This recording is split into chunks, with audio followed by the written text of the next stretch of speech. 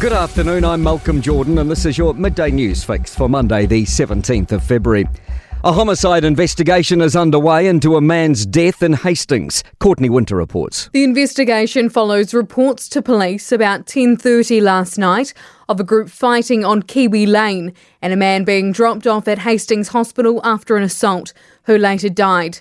Detective Inspector Martin James says they're working to establish what happened and people can expect to see an increased police presence. And police are asking for any witness reports. David Seymour says his comments about teacher-only days were an overlap, not an overstep.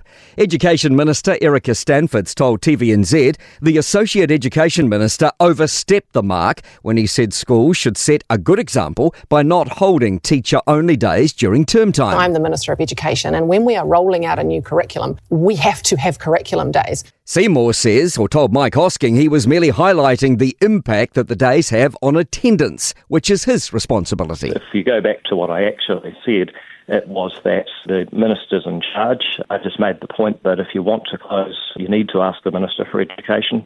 Condemnation from both sides of the political aisle for groups linked to Destiny Church that disrupted Auckland Pride Festival events over the weekend.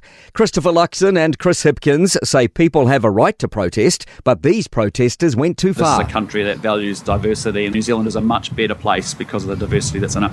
That sort of behaviour isn't an exercise of free speech, shouting other people down and stopping them doing what they're free to do. Wild weather's likely in Gisborne and Coromandel Ranges with heavy rain warnings in force. It'll also affect Tasman District northwest of Motueka. Each region's likely to get 70 to 100 millimetres of rain, easing about 9 p.m. Met Service meteorologist John Law says the heaviest falls will hit Gisborne and Coromandel. A financial divide between public service roles. A Canterbury University study shows teaching, nursing, social work and midwifery are on the financial back foot after years of study, unpaid placements and university fees. Police and firefighters have a shorter training period and trainees are paid. Lead author Dr. Leighton Watson says these workers lag behind for years. A midwife at the top of the scale makes 17% more than a police officer, about $15,000 more. It takes them 28 years before they have higher lifetime earnings. Concerns the US and Russia are having peace talks without involving anyone else. Ukraine's European allies are set to gather in Paris for an emergency summit tomorrow. A US envoy is expected to meet Russian officials for the first time in Saudi Arabia this month. The BBC's James Waterhouse says Ukraine isn't believed to have been invited.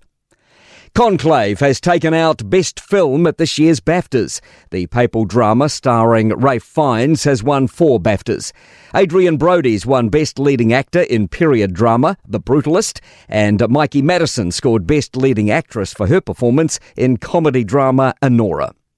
To sport, former All Black Justin Marshall has commended the New Zealand Rugby Union for taking Ineos to court after the petrochemical company bailed halfway through a 6-year multi-million-dollar contract. Golfer Danny Lee will return to the New Zealand Open for the first time as a professional. The 34-year-old's currently on the LIV circuit as part of the Ironheads team. And Tottenham have beaten Manchester United 1-0 to move to 12th on the Premier League table with 30 points. The Red Devils sit 15th on 29. I'm Malcolm Jordan. That's your latest news fix. We'll be back with the next update at 5 p.m. from the Newstalk ZB newsroom.